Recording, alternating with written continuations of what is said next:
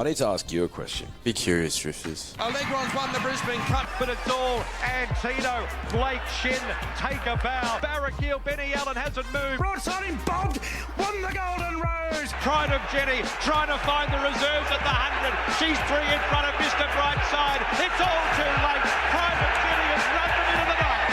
Switzerland, the big winner by 2.5 Bellatrix Star. He's down, Jolly Star. She is a star in the making. Jolly Star bolts in. It's all Isthmus. She's very smart and fast. Mate, don't know about you, but it's Daddy's Days, it's Dilf's Day. Don't know about you, but I'm Baraqieling myself right now. It's you should be. Your first Father's Day. How's it feel? Oh, a bit bizarre, you know. Only a father of 4 weeks, so it's 4 weeks, Drifters, and it's like pretty much been 4 weeks back for season 11. So it's like, you know, that's the type of operators that we are. But no, it's good, man. It's, you know, it's back to work tomorrow, so that'll be interesting. Shit. But no, little man's flying, so yeah, he's happy, healthy, which is all good, you know. How quickly do you reckon he'd whip around the 1,000-metre course at Moonee Valley, young Jack? Considering he can't walk or has barely any neck strength, I think it'd take him a while. But yeah, not as quick as Baraqiel, mate. That was fantastic, and I think it was a kind of perfect scenario for him. Ton of speed up front, because he's only going to improve getting out to further as well. Yeah, he was good. Great ride by Benny Allen. He showed a lot of patience and needed some luck, and he got it. He took the splits at the right time, but it takes a good horse to go through those gaps. And his love affair with the Valley continues. Mate, how about this, right? So his career is now 12 starts for 8 wins and 3 thirds. So he has a Group 1 to his name, a Group 2, and a listed race. But how about, so when he kicked off his prep in the spring of 2024, how's this benchmark 74 that he came third in? So Moby Dick won that race. Headwall ran second, which you were on, which won the Concord yesterday. Baraqiel in third. Nadal, which won like Black Caviar, finished behind him. Sir Sway started in the Moir, didn't he? And you got She-Light, who's, you know, a benchmark 90 horse or around there. And then at the next start, benchmark 84, 10 subsequent winners from the race out of 12 starters. Baraqiel won that, defeating War Machine, the Stradbroke winner. Barber, who's now gone to Bjorn and is a winning machine in New South Wales. Gumdrops, Sir Sway was in that contest as well. Like, they're some of the best benchmark 78 and benchmarks 84 fields I've ever seen. As far as benchmarks go, that's a high one. That's incredible. like the amount of talent in those races is crazy. Wow. Baraqiel, 7-year-old gelding. Full respect to the ownership group and connections and the trainers as well.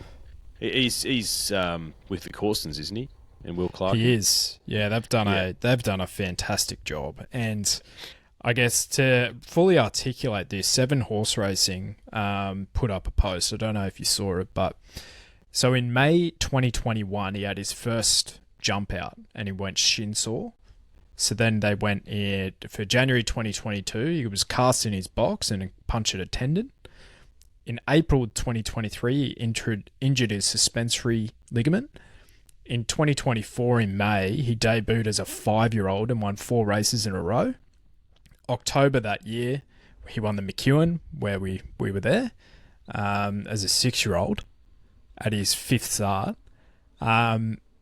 He then in November, after post that meteorite run, he suffered a different tendon injury. This year, he was scratched from the Bletching Lee in July. had 3 vet checks before his Carline win, and then he goes on to win a Moir Stakes. Like, such a good story.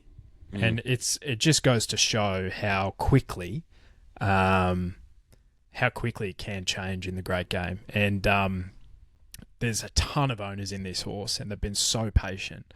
They deserve every single good juju that comes their way. Yeah, absolutely. Well said. Some trials and tribulations for the poor fella. But, well, look, he gets an Everest slot. Like, that's just like... Has to. That just happens, right? Yeah. After a win like that, and you know he's going to be better out over further. So the riches could keep coming for the ownership crew. That's for sure. He wouldn't look out of place in the field.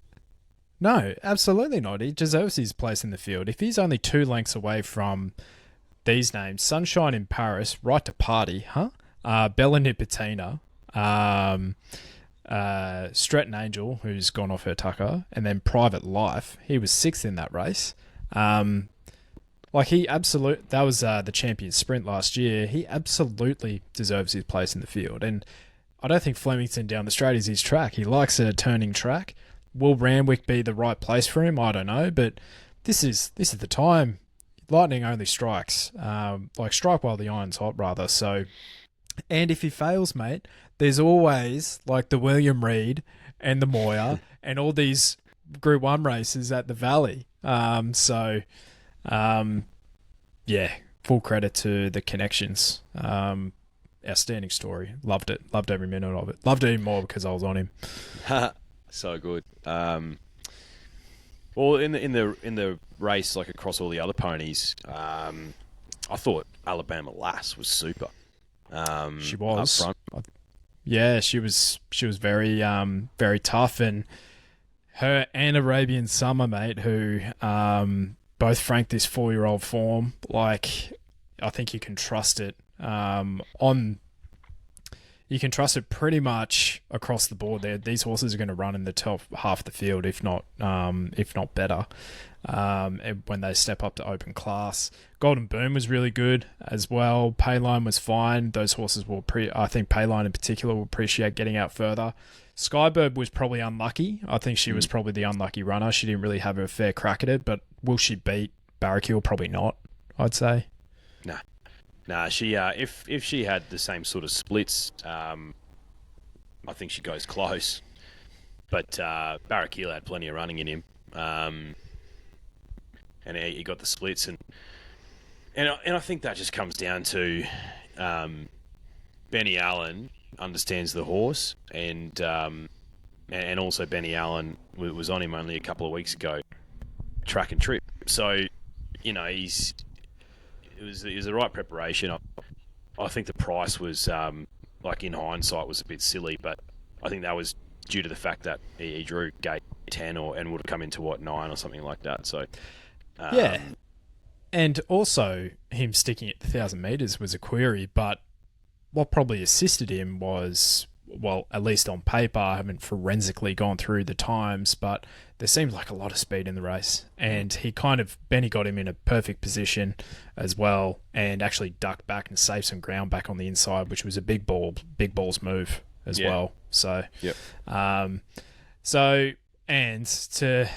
think there'll be some question marks on the race in terms of a rating perspective as well, because it's only 3 lengths covering him down to 11th with Oak Hill, who through the line was really, really good. Then Q-Man 3.5 lengths, and then La Dorada and Midwest 5 lengths or further back. So I think there might be a bit of query there, but you also have to remember this is a 1,000 metre race as well. Like, you can only win by so much. Yeah. Yeah, absolutely. Yeah. I think you can take a lot of horses out of the race. Absolutely. I think Alabama Lass will run in Group 1 races and be competitive. She's not a 1,000 metre horse for mine. Skybird down the straight over 1,200 metres. I think there's definitely a good win for a horse like that. Maybe not at Group 1 level, but in group company. So I reckon she'd be well suited in a Furphy sprint, mate. Absolutely, she would. Got a mortgage on that race, mate. And I don't know if it's actually going to be called the Furphy Sprint anymore. I think Kirin has taken over as the major sponsor, at least for Derby Day. So it might be the Kirin Sprint. Keep an eye out for Japanese horses. Yeah, the Land of the Rising Sun Sprint. Yeah. Love that. I think Isha came out of the race being a bit lame as well. I thought she ran okay. She led up the field as well, so with the lightweight, which is well within her right to do. Yep. Yeah, so... But yeah, I agree, mate. I think Baraqiel's the one I want to take out of it. Again, Alabama Lass, Arabian Summer was good, Skybird. They're probably the ones for me. Yep. Neon's potentially back to something like a Furphy Sprint as well. She could be good. Rothy, just as honest as always. I think you can trust this race. Yep, agreed. All right. Well, should we stick on the sprints and actually talk about the Concord at Thingo as well? So Headwall, mate, hard in your mouth sort of stuff with this horse every time, and because you have to ride him quiet, but he has a pretty elite turn of foot. Went through the sectionals for this race. Who do you reckon ran home the quickest of them in this field? Last 600 metres. The last 600 metres, Jimmy? Yeah. Wasn't Jimmy, and it wasn't Lady Shenandoah. It was Tiger Shark. Now, that explains a lot to me of why she runs a race at 20 to 1 or higher. Because I think she can rattle off some pretty elite sectionals in races where she's not entitled to do so. Wow. I think she was like 100 to 1, wasn't she? Or close to that. Some specking. I'm looking at the RaceNet figures here. She was $51. Not absolutely friendless. So I think there is a race for her somewhere. I don't know where it is. Clayton Douglas trains. Again, at Furphy Sprint, she wouldn't look out of place there either. No. Turning into the race of the spring, the Furphy Sprint. Every horse not in the Everest goes to that race. I love that race. Wow, that's interesting. And yeah, look, absolutely, she's got a good race in her, and her strike rate's actually pretty good. Like for her pattern, she's won what 40% of the time, 30% of the time, something like that. Yeah, something like that, and yeah, at a price too, as we've previously said. But all on his head ball came from behind Lady Shenandoah at the 400 metres, and another. Let's put it this way: 1200 metres. I don't think Headball's beating Lady Shenandoah home. No. Through the line, gee whiz, and she carried half a kilo top more weight than him. Yeah, she was the top weight, so she's a star. And if they want to take her to an Everest, would not look out of place for mine. I think she's that Jolly Star type where she can run a good race over 1200 metres, but probably could stretch out to 14 if need be. Wow. Rocket. Yeah. What are your thoughts on Jimmy? How do you reckon he went? Pass mark. Yeah. For mine, his racing pattern means that he's going to do that every so often. I think that was just a tune-up run for him. They'll back off him and maybe not run him again until the Everest. But pass mark. He had 61, 62 kilos. Yeah, can't be upset with that. Yeah, mate. I thought at the furlong, I thought I was in the game within flight. She was hugging the rail. I was like, oh, hello. And then she just, her class kind of like made her fade. She ran within 2 lengths of the field. I think she's run out of her skin. She's going to improve with a bit more cut out of the ground as well. So I think Joe Pride has her absolutely flying for something easier. In flight. Maybe she's going towards a Furphy Sprint as well. Honestly, mate. Race in the spring. Race where are the fucking futures markets? Open them up. Yeah, she'd be a good one in that, actually. But a lot of these will obviously be heading towards the against Overpass in whatever the mini Everest is on Everest Day as well. Yep. So like your Ostrakas, your Tiger Shark will probably head there. In Flight will probably head there. what have you as well. So, but yeah, Headwall probably has secured his Everest slot. Lady Shenandoah as well. Jimmy's already got one. I'd say that's probably everyone from the sprints. Potentially Alabama Lass, maybe. Maybe they want to see her in the Matacado. Yeah, she's a maybe. I think she's a horse with a lot of talent, Alabama Lass. Like she's won a Group 1 over in New Zealand, hasn't she? Yeah.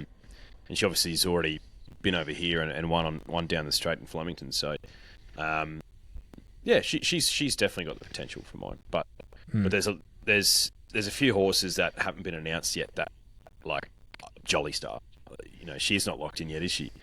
No. I'd take her over Alabama Lass, obviously. Yeah, no, that's a good point. Okay. I'm all over the shop here. Let's have a look at what were your thoughts on,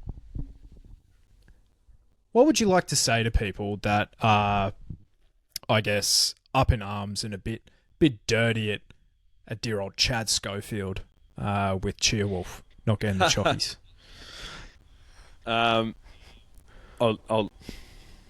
I'll send them exactly what you sent me in abbreviated form. I looked at it and I was like, it was he can run on a bit is what we're talking about, guys. Hutch sent me that abbreviated, and I didn't even register in my mind that it stood for he can run on a bit, but I knew exactly what you meant. It was like 6 cents. I was like, yeah, he fucking can run on a bit. Am I right? When I'm right about horses who can run on a bit, like I'm proven to be correct, like quite often. Yeah.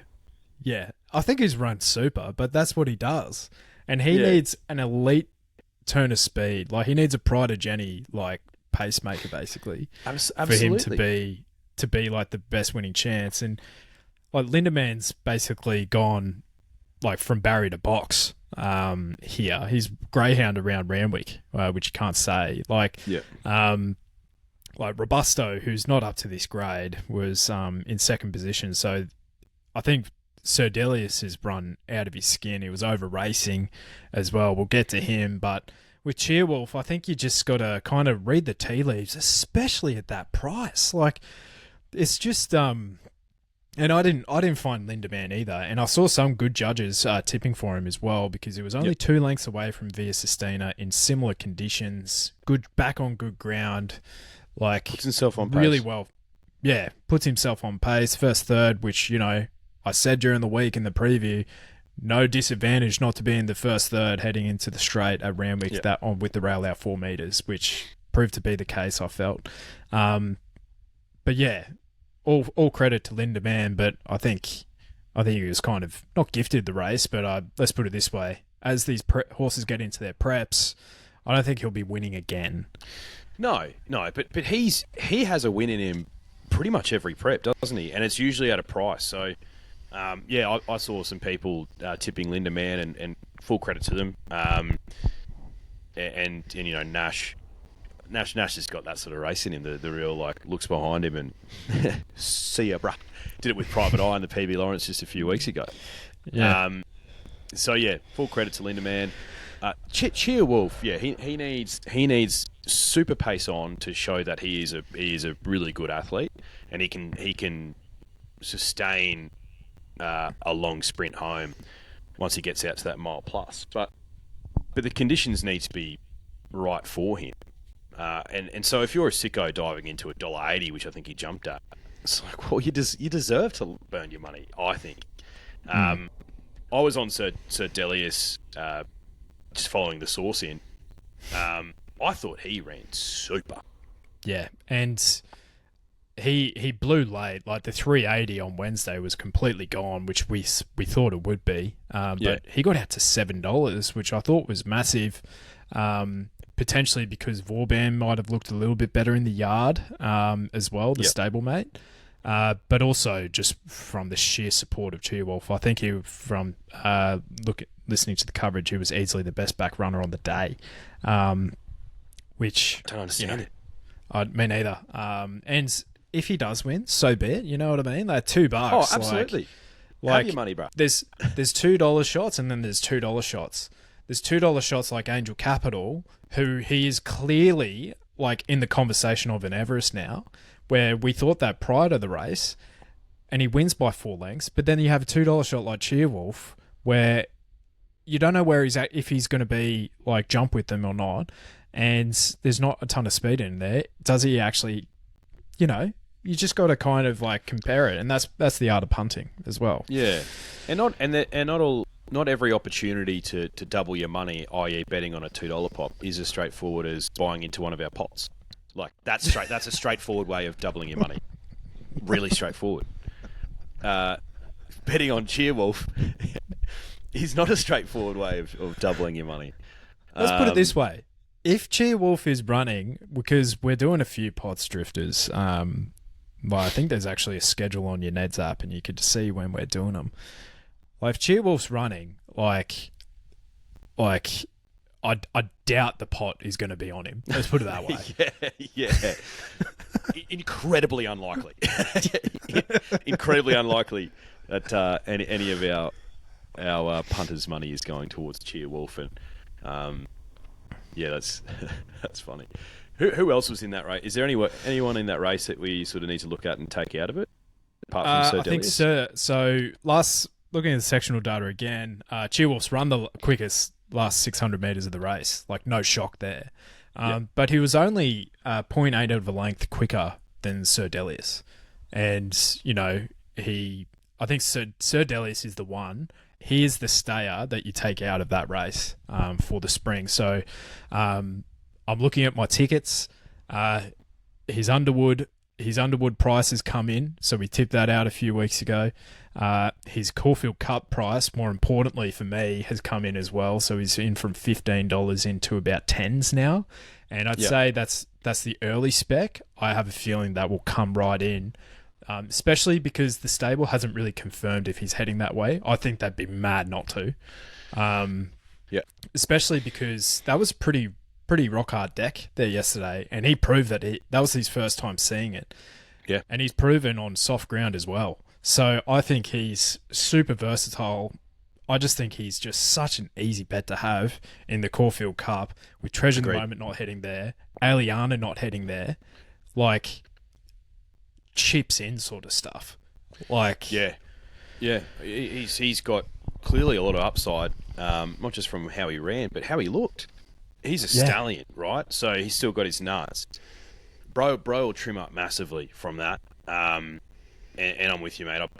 I'm going to start nibbling at that $10 for me, because he's a clear standout futures bet at the moment, I think, for the Caulfield Cup, and probably across the spring. I wish I got on Treasure at the Moment for the Cox Plate before she ran in the Memsey, because I was on her that day, and I was like, well, that's our theory, right? Like, when we see a horse that we like at an okay price in a race, and we know that it's got bigger fish to fry, like, that's our thing. We also jump on the futures. I just never do it. I never do it. Such an idiot. I was on Sir Delius yesterday, and I should have got on him in the Caulfield Cup at that point. Idiot. Yeah, but mate, that's the thing, right? Is he's still a price, and I will caveat, he is no guarantee to go there. But I think with that run under his belt and the speed that he's shown, I reckon they were looking for something like that to go, like, actually, we think this horse has enough speed in his legs to win over 2,400. Because I think he's just so well placed in that race, and I think he almost has too much brilliance for the 2 mile. Like, that's the way I look at him. And I also thought the same thing without a fight. So maybe he'll just do the Cups double. Yeah, maybe. But mate, I think not every Melbourne Cup goes like this. But I think the best winners of our Melbourne Cup are horses that do have speed. In recent years, look at Very Elegant and Without a Fight comes to mind. Gold Trip. Like, I think some of our better Melbourne Cup winners are brilliant enough to win not just over 2,400, but 2,000 metres. I think Sir Delius, you don't see it super often, but Cox Plate and Caulfield Cup. You know what I mean? Yeah. Yeah. And he wouldn't look out of place in that race. Mate, he could do the Gold Trip prep. What was it? Turnbull, Caulfield Cup, Cox Plate, Melbourne Cup. Like, I wouldn't be surprised by that at all. So yeah, it's good stuff. I'm super, super excited, and I think we have You're a horny life chance. for Sir Delius, aren't you? You're horny for fucking oath I am. Vauban was good. Not as good, I think. But he was good over a mile. Birdman was good as well, I thought. Arapaho solid. And yeah, all those sickos diving into Land Legend after his run first up, like, have a good hard look at yourself, because that horse ain't winning a Caulfield Cup or a Melbourne Cup. No way. Nah, stinky poo poo. He would look good in a Brisbane Cup. Yeah, he would actually. He really would. He's too much of a nutcase, mate. Well, he did win the Metrob last year. Maybe he could go back to back in that race. Yep. Do we have to give ourselves an upcut? Oh, I don't know if you end up getting on him, but like one of the triplets running around and we didn't get on him. Oh no, I didn't. I ended up getting. I got on Swift Falcon. Just because of that 4-year-old theory that we've got. That they're a good crop. So I got on him, sort of thinking, hey, he could just blow this field away and turn into a proper horse this prep. That did not come into fruition, because fucking one of the triplets decided to turn up track and trip as per. And the writing was on the wall. You know, the Godolphin Army, since they ended the private training model, they've just been on fire. And do you think Björn, of the Bjorn variety, was really going to let this horse go round without winning? Like, stupid not to bet on it. It's stupid. Yeah. And, mate, he blew as well. He blew out to $10. Yeah, like, I know. And and that's because of the market support for Private Eye. He started $2, my Private Eye. Now, on Wednesday, we'd have to look at the tapes. I swear he was about $3.50, $3.80. Like, that is an enormous go. Like, and at that price, you think I'm diving in? Absolutely not. No. In my civilian bets, though, I did have a Quinella with Pericles and Private Eye. So, of course you did. It was something. Of course you did. The Sydney money's usually pretty good too, but they're two, not big misses, but Cheer Wolf and Private Eye. It's pretty significant misses. Yeah, I think there was another go, and I think where you have to kind of compare it is, I guess, who are the connections of the horse as well. So it's like that Apocalyptic, for instance, like massive market support for that horse, but it's also my racehorse horse. So there'd be 10,000 owners in it. So they would influence the price. Whereas and also say like your Birdmans and your Craig Sneesby Silks, like they firm in every single race that they go in, right? Yeah. So, and the Derby Silks, for instance, like I feel like Within the Law has market support every single time. Yeah. Yeah, good. Well, that's a nice segue into that race. I actually ended up jumping on Apocalyptic, even though, like, I think during the week I was probably keen on Within the Law. Jumped on Apocalyptic, and she was good. Yeah, she was. What was you thinking behind that? Because I'm assuming your thinking behind that was all of these 3-year-old fillies are pretty well exposed. She's one that's probably got a bit more up her sleeve. We haven't really untapped what she is yet. Yes, exactly. I sort of didn't really have much of a game plan, I guess, heading into Sydney this weekend, like betting wise. So I was sort of, mostly just waiting for the source and then going from there. But looking at that race, I sort of was looking and I was like, I sort of want something a bit new for the 3-year-olds because of that, the fact that the 2-year-old crop we thought was pretty trash. So yeah, I jumped on. I thought, she's $5 at the moment. I'll find out at that price. Yeah, and might I add, the source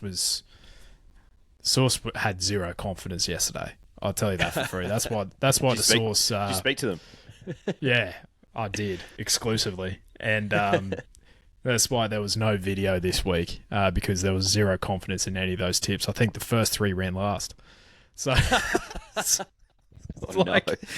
yeah, one of them was lame. The other one should have led and didn't, and the other one was $1.70 that ran last, which I think the entire country was on. Yeah, it's tough, but yeah, we made plenty in Melbourne though. But yeah, I think that's a good strategy. We've seen that with Rosberg in Melbourne as well. Like the unexposed 3-year-old form might be okay, and it's almost like you can almost put horses in there, like say like a Tupacara, who I thought was really good from far back. Like she didn't show much as a 2-year-old, but I think that's okay if she's kind of just. If that prep came too soon, she's going to flourish into a 3-year-old filly. I think she was really good. Particularly with that camp, I think. I think I trust that camp a lot. So she was good. Yeah, going back to Rosberg, we were talking about it during the week and being like, well, this horse has never raced before, but already in the market and trimmed up pretty significantly. It's like, well, okay. Like, obviously, who's the trainer? Is Clinton McDonald the trainer? Yep. Bought the horse for $750,000. Yeah, and he's a trainer who I reckon he has a crack as well. So he would have known this thing was a good horse, and it's happened a few times where he's had a horse on debut that's been in the market and they've ran super. Also, fucking dickhead, not forgetting on him. We're talking about it. Barrier extension. Stallion chain. He's a big horse, mate. He's a big horse. Yeah. And Jamie Mellum after the race said this horse had no idea what he's doing. So, and I think a horse like that, sorry, let me repeat that. Stallion chain, barrier extension. I don't think the Valley's his track. Get him down the straight at Flemington. Plenty of room to move around. I think that's going to be, like, he'll obviously be the favourite in the Coolmore. What's he? So he's 3rd favourite with the Neds. Raging Force is $6. Beedman at 7s. Rosberg at 8s. Oof, that's worth a nibble. Yeah. Like for a horse to debut like that. Like compare him to Wotan at $9. I know where I'd prefer my money to go. Yeah. The only concern is he's a deep impact colt. So I don't think you want any rain around come Derby Day. Yeah, what's the long-term forecast looking like? Have you looked that far ahead? No, not as of yet. But if Kieran's the sponsor now, that could be a bit of an omen. Mate, Japanese all round. Yeah. Well, there was 4 1,200-metre races at Moonee Valley on the day. No surprises that Angel Capital was the quickest of the lot. So he would have beaten Alpha Sophie by 5 lengths, La Fracas by 5.3 lengths, and Rosberg by 6.5. So it was the slowest of the 1,200-metre races on the day. So there is a bit of a caveat there, like who is he beaten? But sometimes you also have to trust the eye as well. And I think we'll have... I'd rather take the punt because we're going to see him again before the Coolmore. Yeah. I'd rather take the punt now that at that price, he will start a $3 favourite in the Coolmore, and I've got double the price. I don't need to bet again on the day. Yeah. Interesting the times. Like you think the source had zero confidence. The victim actually had confidence and found only one, and it was $2 favourite Angel Capital. So yeah, Rosberg absolutely, I think, worth a nibble in the Coolmore, but I might as well talk about Angel Capital. I've always had a huge opinion of that horse. I know. Yeah. And geez, he put him away. Rupert Clark for him or Everest? Like what's the GO? Like he's too brilliant to stretch out over further than a mile, isn't he? Surely. Yeah, for sure. Who's he out of? Harry Angel. Is that the same stallion as Tommy? Kitty, Tommy Cat, Kitten? Tom. Yeah. Yeah. Private Harry. Private Harry, He's a sprinter. I think the Everest is richer for him being in that contest. Untapped, mate.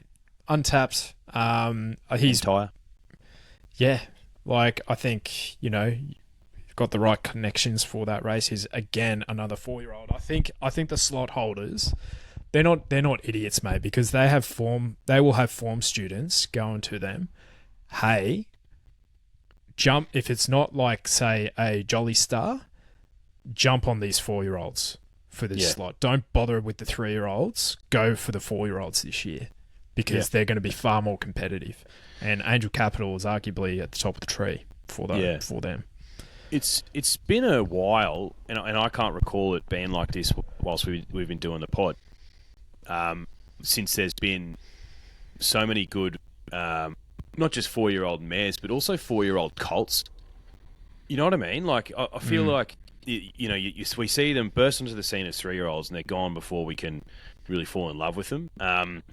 But there's a few that have, for whatever reason, whether it be through injury or they just haven't performed or what have you, they haven't gelded them and they've just said, no, we know this horse has got talent. We're just going to be patient and wait for them to mature.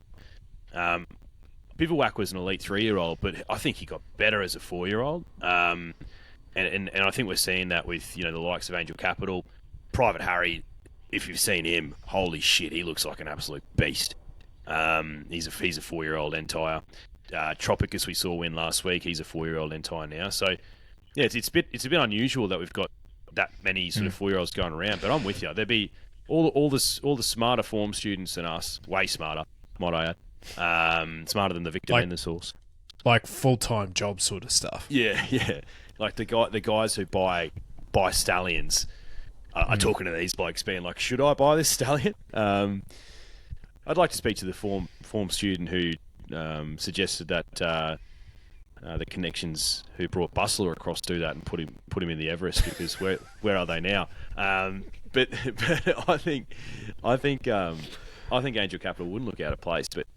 But for mine, do you take him to like a Rupert Clark, pretty low handicap, 1,400 metres, and then maybe an Everest, or do you stretch him out to a Golden Eagle? I think it's a good point.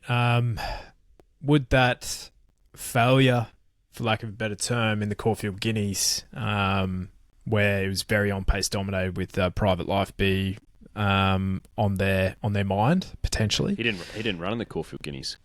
Remember? Oh, I thought he did that day. No, he won the Prelude, and then he had a temperature, and he was with Clinton McDonald, and because the owner of Yulong is very superstitious, he thought, I don't like that, and took him off Clinton McDonald and gave him to Chris Waller, Angel Capital. And then we didn't see him again until he ran once in the Brisbane winter. And I think it was, I don't know whether it was on a heavy deck or not, but complete forgive job for Angel Capital. So he's an exciting horse, man. I've always had a lot of time for him. Interesting to see where he goes, because Yulong's already got Private Harry in their slot in the Everest. Would they want another one of their colts going up against him? I don't know. He could get political, but he wouldn't look out of place. Yeah. Yeah, no, it's interesting. I guess if I've got all right, that's team for the Everest, right? Or team, like, that's the compelling case for it, is like obviously visually outstanding, massive margin. I guess the case against that is, who did he beat? And it's probably not much. So you probably want to see it again. So you probably, then you have two options. You have the Manikato or you have the Rupert Clark. So Rupert Clark's shaping up to be a hell of a contest. Yeah, which is good. Yeah, and why they ever moved it to be at the back end of the spring begs belief. But no, it is shaping up to be a sharp contest. Yeah, he was the highlight of the day for me, for sure. Absolutely. We talked about Rosberg. I think he's the only one that you want to take out of that 3-year-old Colts and Geldings contest. Alpha Sophie was really good, burst through the pack. Stablemate of, I thought, who was going to win, Ole Dancer. But I think I'm Ole Dancer is about $15 in the 1,000 guineas. I'm still happy with that ticket. I think she was just way too far back. I think Caulfield's going to suit her much better than what suited her on the weekend. I don't know. I did make a case for custom during the week, and whatever price she would have been in 1,000 guineas would be gone now. So I think she was really good as well. But yeah, probably all honours the winner. Yeah, the Godolphin horses. You know, the stables that they've gone to would be taking extra special care of them. It's no wonder that they're all running super. Mate, Desert Lightning. Thought he'd just go out and win, and he did. But he made it, a bit nervous. Thought he had a bit of a think of it. Race to race double for Moody and Catherine Coleman, so yeah, that's good. Moira was solid. Attrition, just that's what attrition does. He'll pop up somewhere, maybe. Yeah, he will. He'll pop up at a price, and I'll be on him. Like he was what, $8 or $9 yesterday, and more paying more to place than Desert Lightning was to win. So if that's how you bet, whatever. But just chalk it down as another loss for the victim. Zardozi, what do you think of her? Well, it takes a lot out of him, a Melbourne Cup campaign. She ran a lot last spring. It just hasn't quite, come back. Jury's out, but wait till you see her out over further. Yeah. Nice choice, the Melbourne Cup winner. Pass mark? Yeah, pass mark. I don't think he'll be winning another race, personally. That's just me. I don't think that's a controversial thing to say. Come on, mate, please. As if anyone's thinking this thing that won 100 to 1 in the Melbourne Cup in what was probably the weakest edition I've ever seen. Please, please. Quite often Melbourne Cup winners don't win again, even the good ones. Like Mackay Diva, after her third one, didn't win again because she retired. She was a good one though. She was. Mate, she won a fucking Cox Plate in the Memsey. What a horse. I know. All right, Mackay Diva Stakes is next weekend. Now, I'm looking at my Ned's market and I don't see Via Sistina in there. So she's not heading there? No. Well, they've established that Via Sistina is going to stay in Sydney for the 7 stakes, and then she'll come down to Victoria for the Turnbull into a Cox Plate. Whereas Treasure of the Moment will go Mackay Diva into the Might and Power, then into the Cox Plate. So she's gonna have about 4 weeks between runs between the Mackay Diva and the Might and Power, which can be difficult. But yeah, I'm assuming Treasure of the Moment's a short favourite. $2.20 with the good people at Ned's. Antino at $4.50. Aliana, if she heads there, at 6s. Fangirl at 7s. Mr. Brightside at 8s. Tommy Kitten, who will be first up in this race, at 11s. Buckaroo at 13s. Evaporate 15s. Longer the rest. So probably Treasure the Moments to lose.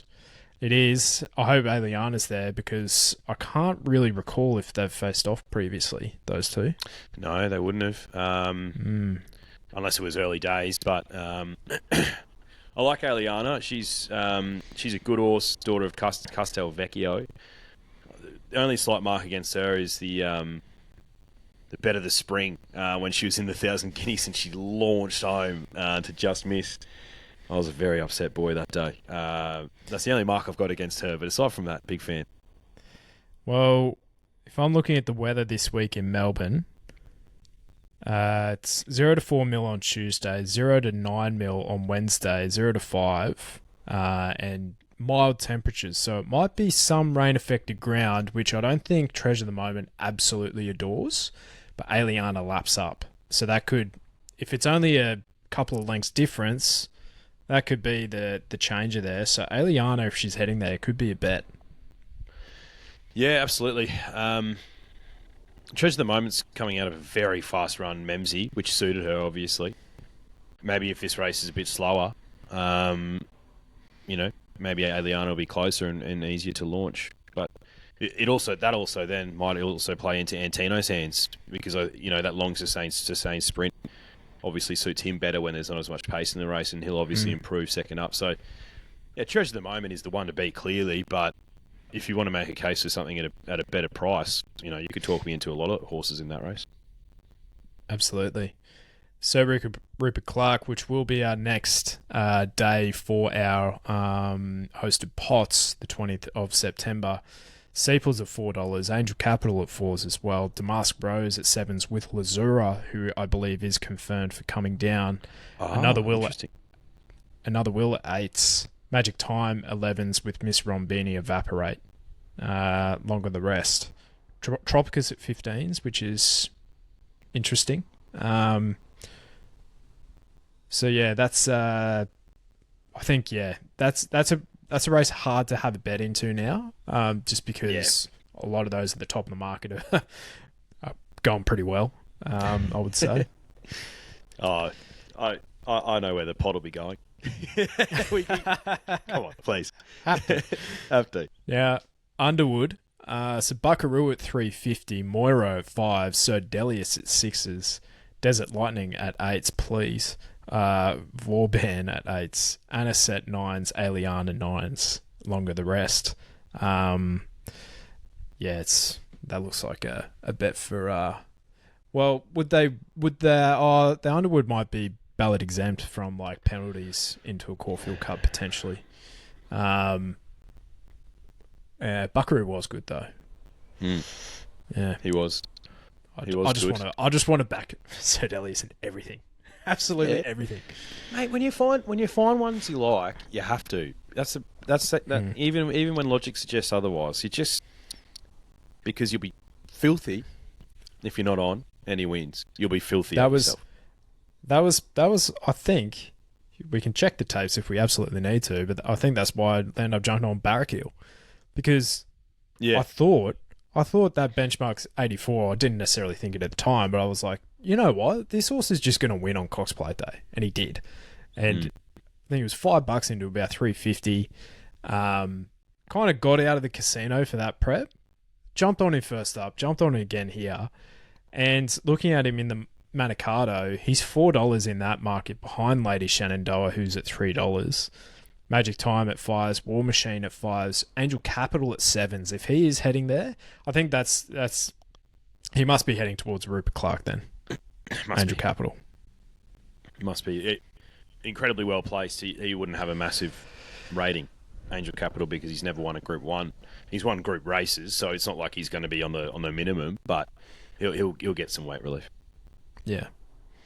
Alabama Lass at 9s, Benedetta at 11s with Skybird, Giga Kick, Neonce, Headball at 13s, won't be heading there.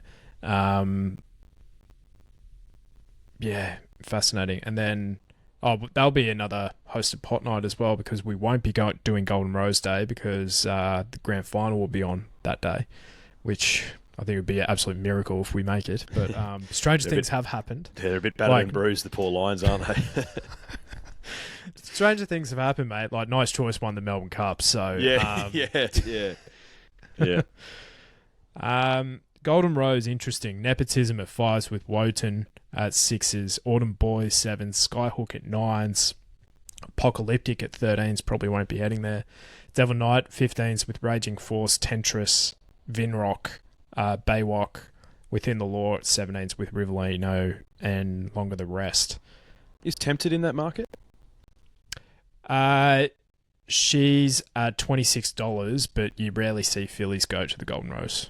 Yeah, just because I don't think she's raced yet, has she? No, she hasn't.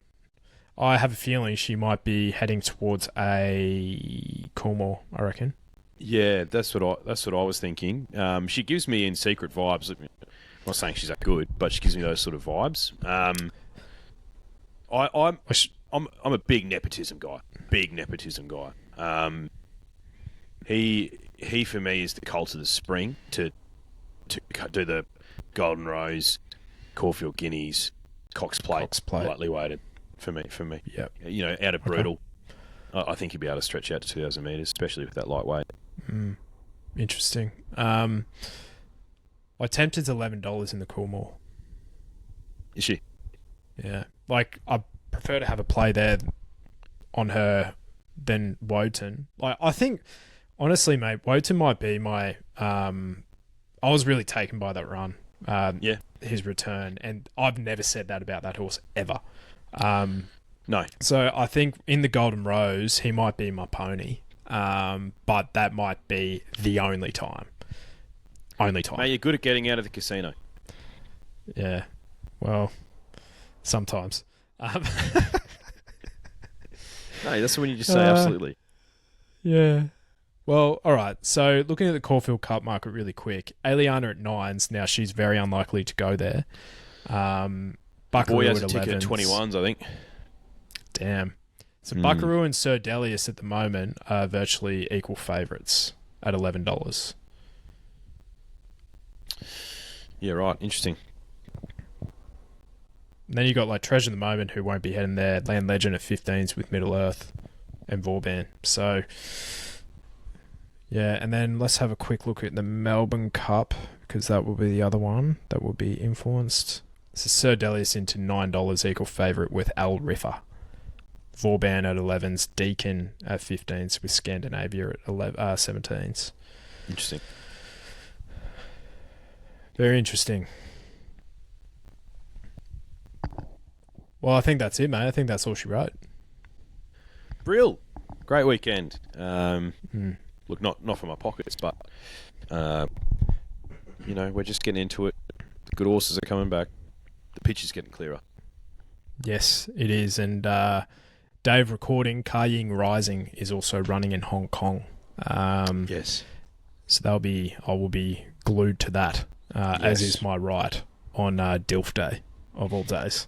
So go the Dilfs. Yeah, up the Dilfs. God bless horse racing. God bless Baraqiel. God bless the Brisbane Lions, and that none of them get robbed, or no more calf injuries or ACLs popping up in calf scans, or fuck, just give us a chance, please. They're down on troops. They are, but you know, when their backs against the wall, that's when they play their best. So it might just be the thing that needs to spur them on. But anyway, we will be back on Thursday. We'll see you then, Drifters. Hooroo. See you, Drifters.